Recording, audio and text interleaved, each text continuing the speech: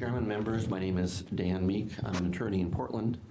I'm a volunteer for a group called Honest Elections Oregon, and I thought maybe I could review a little bit of what they've been doing very briefly. I did testify in favor of the public funding bill, HB 4076, last year. I identified a weakness, I think, in its definition of small donor committees, but I certainly support the concept. Honest Elections Oregon has been around for a couple of years. One thing that it accomplished with many others last year was the Portland City Charter Amendment, which passed with 87.4% of the vote, yes. It prohibits contributions by corporations and other entities in races for City of Portland public office. It limits candidates to receiving only $500 from any individual or political committee. Allows small donor committees, which we've been talking about, to aggregate contributions of $100 or less only from individuals. And I think maybe even most importantly, requires that the 5 largest true original sources of funds be prominently disclosed on political advertisements, and that includes independent expenditures. We call these taglines. They're already required in California, Washington, and 8 other states. And including taglines on independent expenditure ads can be devastating for the benefiting candidates.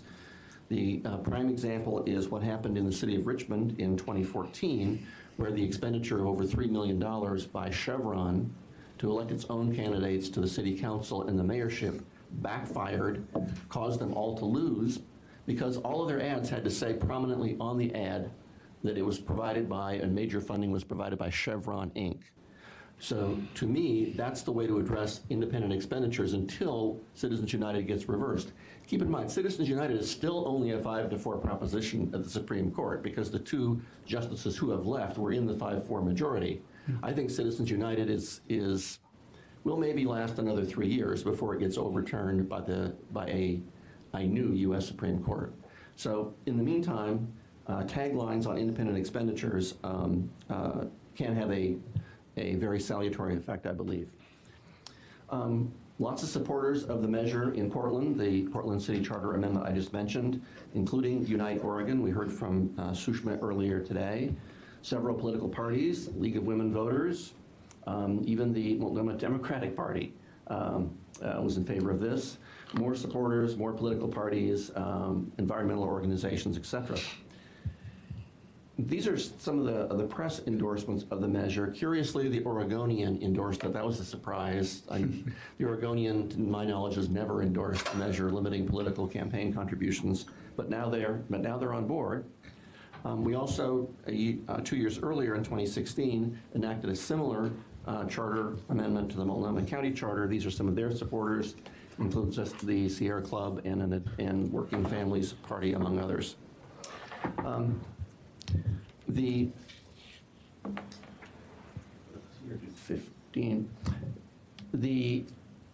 Of course, we all know that Oregon is one of only 5 states that doesn't have limits on political campaign contributions, and that results in very high amounts of money being spent in political races in Oregon. These are the states that have public funding of campaigns, and in every one of those states there are limits on private political contributions.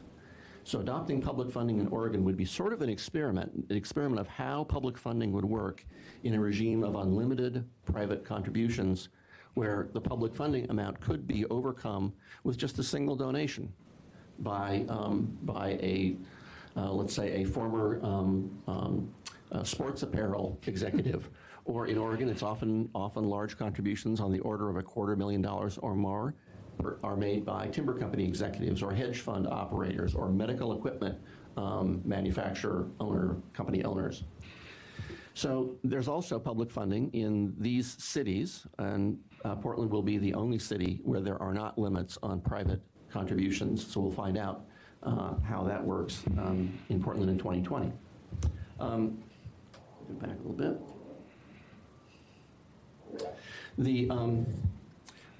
Oregon, I think, is gaining a national reputation for having a very inadequate campaign financing system. The state integrity investigation of the Center for Public Integrity about 3 years ago gave Oregon these grades on various levels of effort to fight corruption. Political financing got an F. It's actually worse than that. They ranked the states from best to worst. They found that the worst state in political campaign finance regulation for preventing corruption was Mississippi, but Oregon was the second worst of all of the states. The Oregonian has reported that spending on legislative races in Oregon is the most expensive per capita in the United States, except for New Jersey. This chart just indicates how the amount of spending in legislative races has increased by about a factor of 10 since 1996. The amount spent in the governor's race has increased even more, from about $2 million back in the 1990s up to $40 million in the election just concluded, which more than doubled the previous record of $18 million set in 2010. Mr. Mink, just to be clear, this chart shows absolute dollars, but what you said a moment ago was that Oregon is the second most expensive in measured per capita, correct? That was reported by the Oregonian in 2012. Okay. So it may not continue to be true, but as we see, the amounts in Oregon for legislative races has increased somewhat since 2012. It's kept fairly steady in the range of $28 million in each election cycle. The amounts that are now being spent in contested races, really, the top 10 candidates, spending candidates for the Oregon House and Senate, are also fairly steady. In the Oregon Senate, the top 10 candidates in spending in the last cycle spent $627,000 on average. Oregon House, $700,000 on average. 2 years ago, the average of the top 10 House candidates spent $825,000 on their races. Very expensive. And in the Oregon legislature, in the last couple of cycles, the candidate who spent the most won in between 92 and 96% of the contests. Other states that have limits on contributions to legislators, Montana, 170, Connecticut, 250. Connecticut, of course, has a public funding system. The typical limit per person in many states to legislative races is $1,000 per person to a legislative candidate. And I would like to circle back finally to the matter of disclosure and how that can be quite useful. Oregon is also rated quite poorly when it comes to disclosure of campaign contributions by the Corporate Reform Coalition. Gave Oregon an F, gave Washington an A, and 11 states now require in one form or another that political ads identify their source, including the source of funding.